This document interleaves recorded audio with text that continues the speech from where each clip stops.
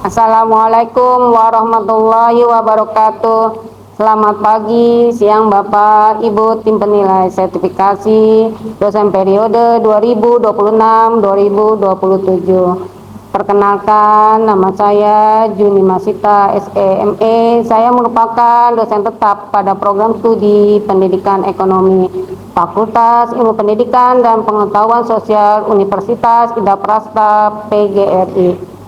Video ini dibuat untuk memenuhi salah satu persyaratan dalam pengajuan sertifikasi dosen, yaitu pernyataan diri dosen dalam unjuk kerja Tridharma Perguruan Tinggi PDD UKTPT di bidang pengajaran. Mata kuliah yang saya ampu dan akan disajikan dalam video pembelajaran ini adalah Teori Ekonomi Makro. Mata kuliah ini memiliki bobot 3 SKS dan merupakan mata kuliah wajib bagi mahasiswa.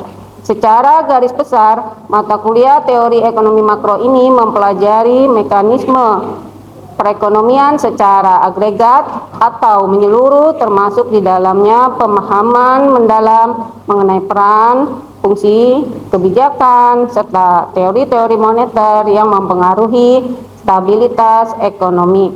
Adapun capaian pembelajaran lulusan CPL yang dibebankan pada mata kuliah ini adalah mampu melaksanakan nilai-nilai universitas yang peduli, mandiri, kreatif, dan adaptif, memiliki kemampuan intelektual untuk berpikir secara mandiri, kritis, dan analitis dalam merespon fenomena serta kebijakan ekonomi makro. Sedangkan untuk capaian pembelajaran mata kuliah CPMK pada topik yang kita bahas kali ini adalah memahami prinsip dasar ekonomi makro untuk menganalisis gejala dan kondisi ekonomi nasional, menguasai konsep ekonomi makro agregat untuk pelaksanaan pembelajaran pendidikan ekonomi berbasis kecakapan hidup, menguasai teori ekonomi makro, pendapatan nasional, inflasi, pengangguran,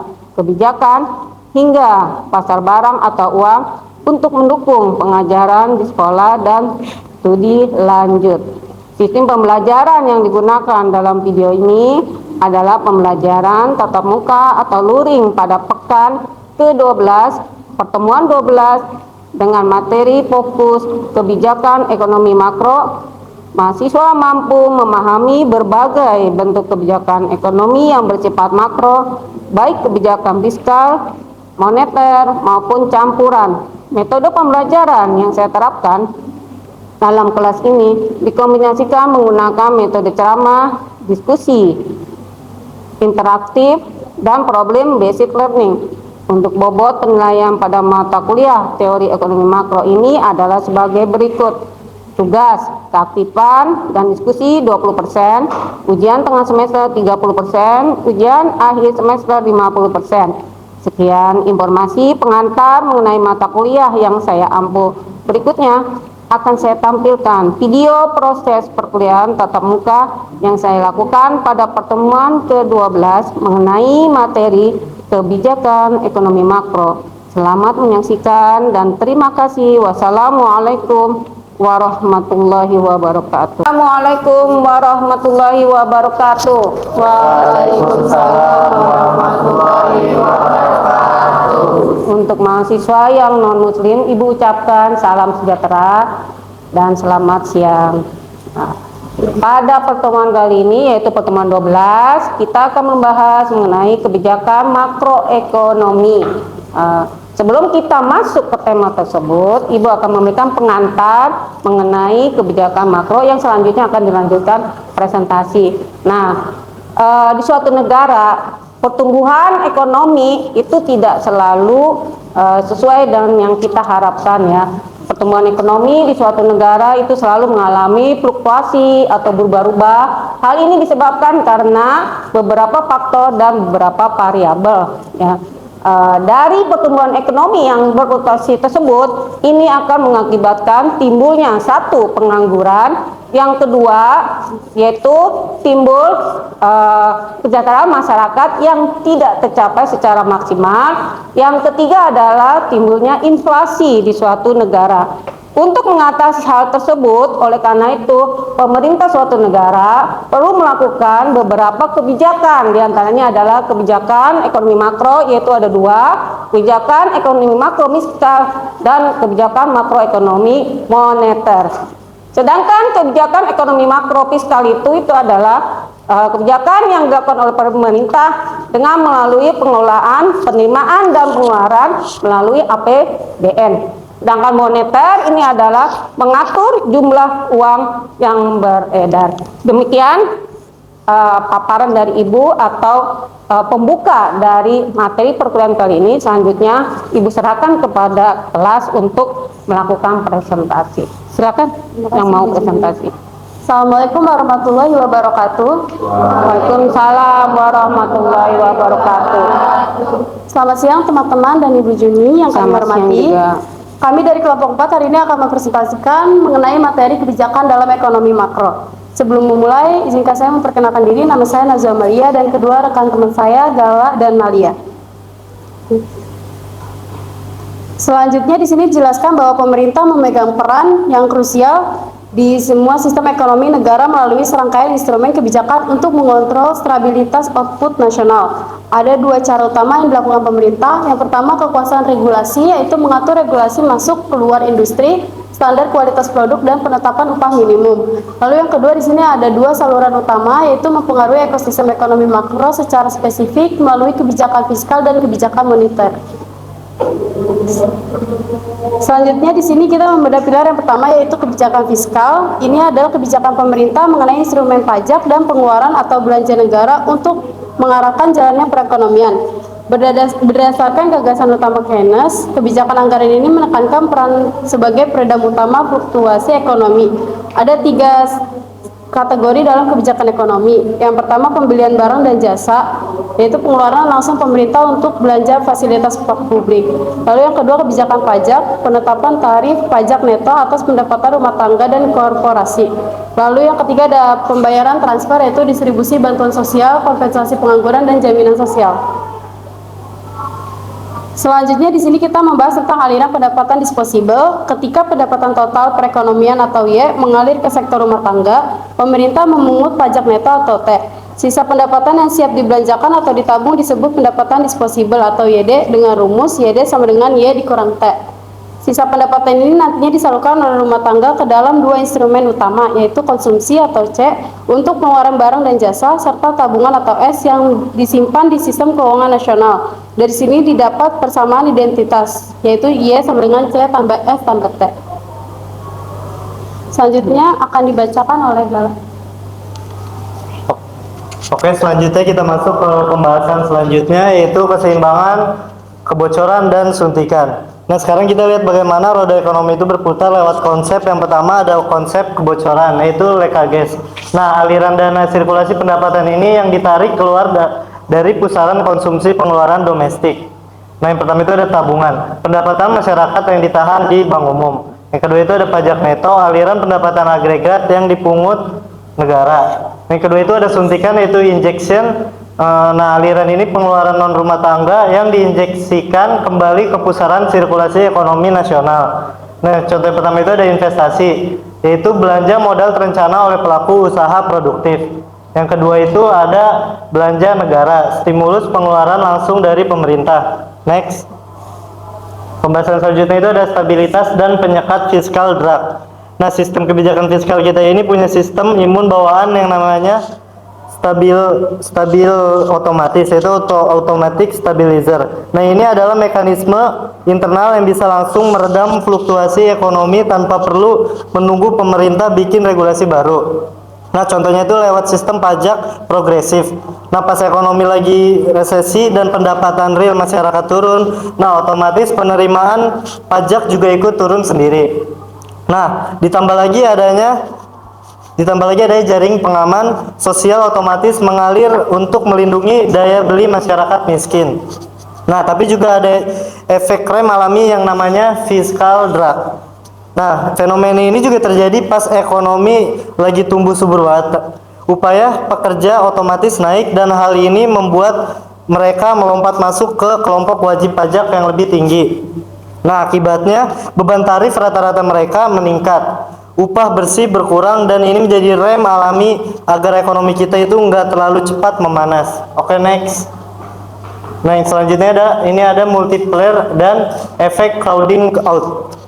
Nah, kalau pemerintah mulai mengubah kebijakan belanjanya, ada dua dampak yang saling berkejaran. Yang pertama itu ada pengganda atau multiplier. Nah, setiap rupiah yang menggelontarkan pemerintah untuk belanja negara, nah bakal menaikkan pendapatan para pekerjanya. Hal ini juga memicu peningkatan konsumsi berantai di masyarakat dan menggeser kurva permintaan agregat jauh ke kanan melampaui stimulus awalnya. Yang kedua ini ada hambatan investasi atau crowding out. Nah, dampak ekspansif ini bisa tertahan oleh efek keduanya yaitu hambatan crowding out. Nah, ketika belanja negara jor-joran, pendapatan masyarakat naik dan diiringi dengan melonjaknya permintaan uang tunai. Nah, akibatnya suku bunga pasar terpaksa naik, biaya pinjaman modal jadi mahal, dan ujung-ujungnya malah hambatan investasi dari pihak swasta. Efek ilmiah ini mengimbangi dampak positif dari ekspansi fiskal tadi. Oke, next. Nah, selanjutnya ini ada kebijakan moneter.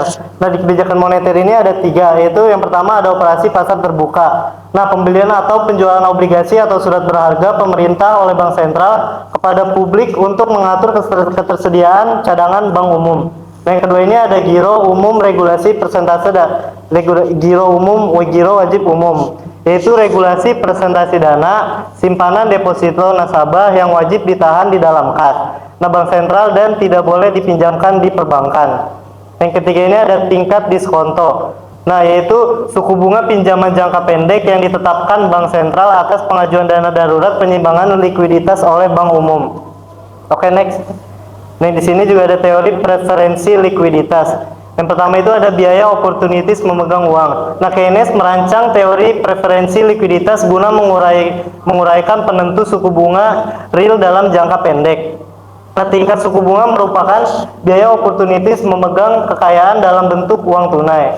Suku bunga bergerak menyesuaikan untuk menyeimbangi penawaran dan permintaan uang.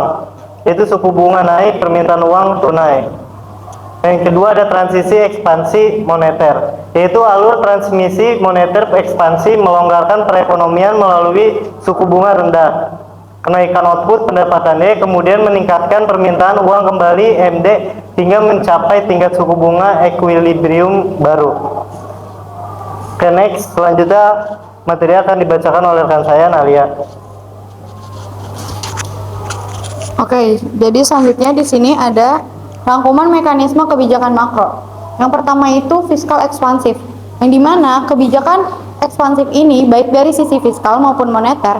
Fiskal ekspansif ini dilakukan dengan menaikkan belanja negara atau menurunkan pajak yang tujuannya itu untuk menggeser kurva permintaan agregat ke kanan. Nah, sementara yang kedua ini ada moneter ekspansif, yang dimana moneter ekspansif ini dia berfokus pada penambahan jumlah uang beredar untuk menurunkan suku bunga real demi memacu investasi swasta. Nah, jadi kedua kebijakan ini dia tuh memiliki target akhir yang sama, yaitu untuk meningkatkan output perekonomian ataupun Y, meskipun akan adanya konsekuensi kenaikan suku bunga atau tekanan inflasi tertentu. Yang kedua itu ada fiskal kontraktif. Nah, kebijakan fiskal kontraktif ini tuh dia sebaliknya. Jadi di saat ekonomi terlalu panas, otoritas itu akan mengambil kebijakan kontraktif. Nah, fiskal kontraktif ini menggeram belanja publik atau menaikkan pajak untuk menyusutkan permintaan uang real. Sementara yang keempat itu ada moneter kontraktif. Nah, di mana moneter kontraktif ini dia menarik uang beredar agar suku bunga banknya itu meningkat. Nah, sehingga biaya modal usaha lebih bakal naik dan akan lebih mahal. Nah, jadi dampak akhir dari kebijakan kontraktif ini itu menahan atau menurunkan output Y serta mengendalikan suku bunga agar kembali seimbang. Next. Nah, selanjutnya di sini ada kendala kontrol uang beredar. Nah, dalam praktiknya bank sentral ini tuh dia nggak bisa kerja sendirian dalam mengontrol jumlah uang beredar. Ada dua kendala utama nih yang sering dihadapi. Yang pertama itu adanya faktor depositor swasta, yang dimana kendala pertama ini tuh datang dari perilaku masyarakat atau depositor swasta. Jadi bank sentral itu tidak bisa memaksakan beberapa porsi uang tunai yang ingin dipegang langsung di dompet rumah tangga dibandingkan yang disimpan oleh bank. Nah, contohnya itu gini, saat tingkat kepercayaan finansial publik menurun, penarikan uang akan adanya penarikan uang secara besar-besaran atau rush money, yang dimana hal ini tuh secara otomatis memotong kemampuan perbankan umum dalam menciptakan uang. Nah, yang kedua itu ada faktor perilaku banker. Nah, kendala kedua ini tuh dia berasal dari para pelaku banker itu sendiri. Nah, jadi bank sentral itu nggak bisa ngedikte secara pasti beberapa porsi kredit yang harus disalurkan oleh banker independen. Nah, contohnya itu gini, apalagi saat kondisi ketidakpastian ekonomi yang tinggi, para banker itu tuh dia cenderung bermain aman dengan menahan dana cadangan lebih di internal mereka, alih-alih tuh buat menyalurkan sebagai kredit.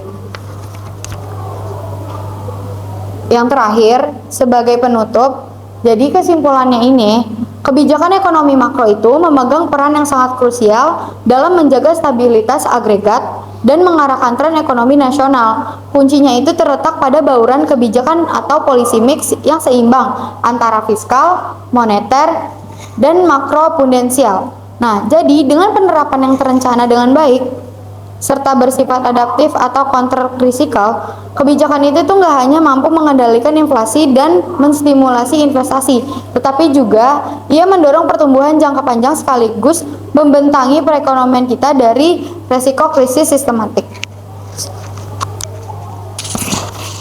Sekian dari pemaparan kelompok 4, kami membuka sesi tanya jawab untuk 2 orang. Jika ada yang bertanya, silakan. Saya izin bertanya ya. Pertanyaan itu menurut kelompok Anda itu kebijakan manakah yang lebih efektif dalam mengatasi inflasi? Terus kebijakan fiskal atau kebijakan moneter? Berikan alasan yang mendukung.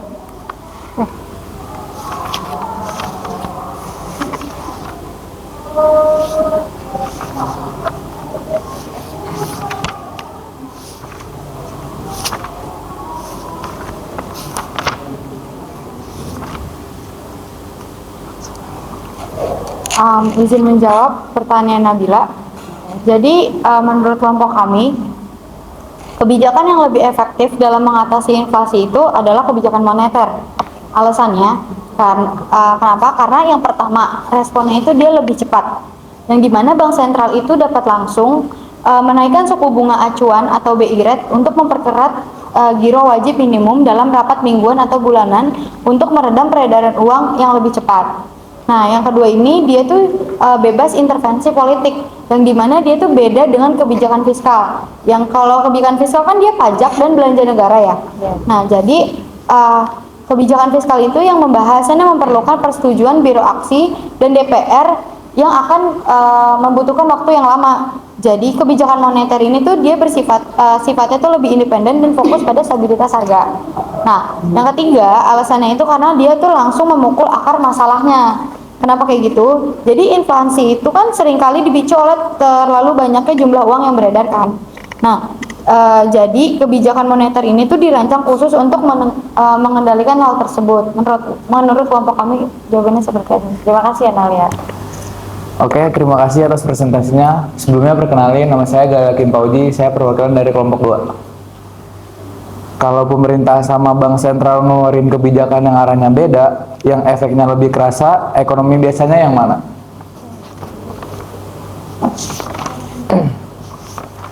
Terima kasih atas pertanyaannya. Sebentar ya, Gal. Oke.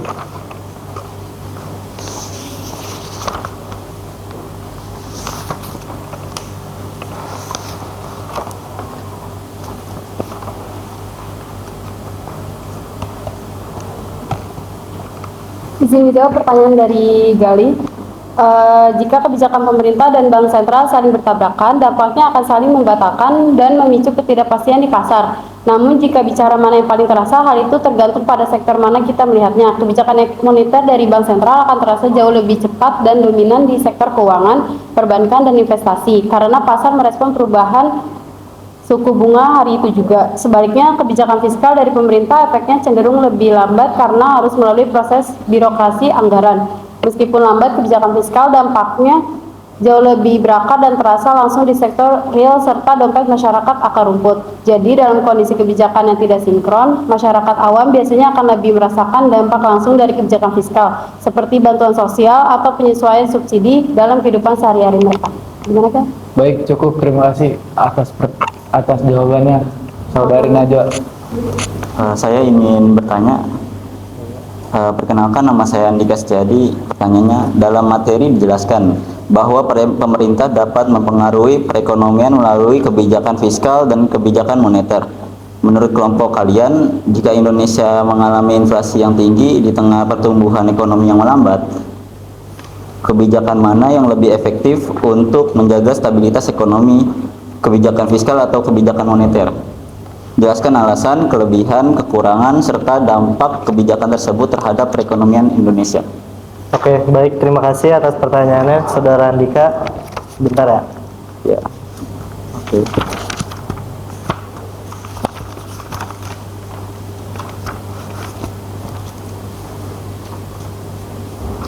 Izin menjawab pertanyaan dari Saudara Andika. Nah, menghadapi situasi pelik ini, kebijakan moneter harus maju duluan sebagai rem utama untuk menekan inflasi. Namun wajib diimbangi oleh kebijakan fiskal yang sifatnya suportif dan tepat sasaran. Nah, alasan utamanya itu karena inflasi yang tinggi bisa langsung menghantam daya beli masyarakat bawah. Padahal konsumsi rumah tangga adalah motor penggerak ekonomi Indonesia. Kelebihan kebijakan moneter adalah eksekusinya yang cepat dan independen dari Bank Indonesia untuk menstabilkan harga dan menjaga nilai tukar rupiah. Nah, namun kekurangannya adalah kenaikan suku bunga bakal membuat modal pinjaman jadi lebih mahal sehingga beresiko makin memperlambat pertumbuhan ekonomi. Nah, dampaknya juga inflasi memang akan melandai dan ekonomi akan sedikit mengerem. Disinilah peran kebijakan fiskal masuk untuk menambal efek samping tersebut lewat penyaluran bansos atau subsidi yang tepat sasaran. Nah, agar masyarakat miskin tetap terlindungi dan pertumbuhan ekonomi tidak anjlok terlalu dalam. Bagaimana Saudara Andika? Baik, cukup. Terima kasih Saudara Gala untuk jawabannya. Baik, sama-sama. Sekian presentasi dari kelompok kami. Terima kasih atas perhatiannya. Selamat siang dan wassalamualaikum warahmatullahi wabarakatuh. Waalaikumsalam warahmatullahi wabarakatuh.